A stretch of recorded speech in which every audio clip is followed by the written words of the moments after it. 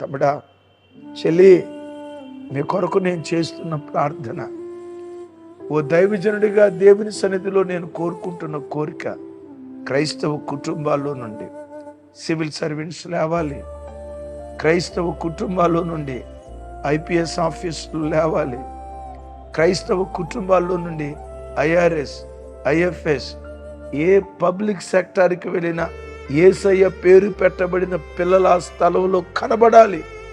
ఒక హాస్పిటల్కి వెళ్తే ఎండి ఏ క్రిస్టియన్, ఓ ఎంఆర్ఓ ఆఫీస్కి వెళ్తే క్రిస్టియన్ గెస్టెడ్ ఆఫీసర్, ఒక సచివాలయానికి వెళ్తే యేసయ్య పేరు పెట్టబడిన పిల్లల ఆ స్థలంలో కనబడాలి.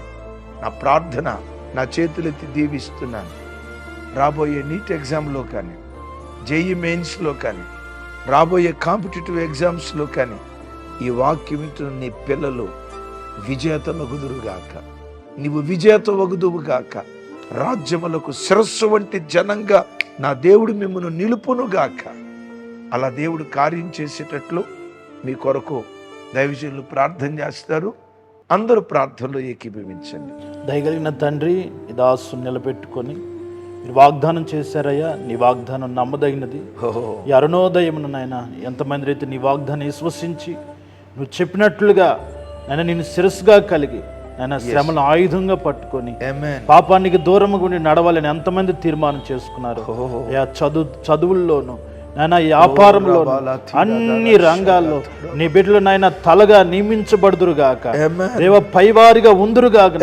నీ వాక్యాన్ని, నీ వాగ్దానాన్ని బిడ్డల జీవితంలో స్థిరపరుస్తున్నందుకు నీకు స్తోత్రములు రాజా, స్తోత్రములు అయ్యా. మీరు ఆశీర్వదిస్తున్నందుకు నీకు నీ కృపగలిగిన కార్యాలు నీ బిడ్డల జీవితంలో జరిగిస్తున్నందుకు స్తోత్రాలు.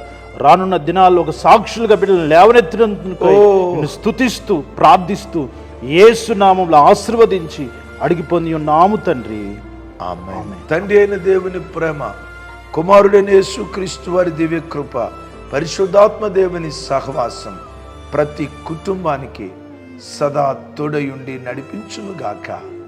ఆమేన్. అందరికీ వందనాలు. దేవుడు మీ అందరినీ దీవించు.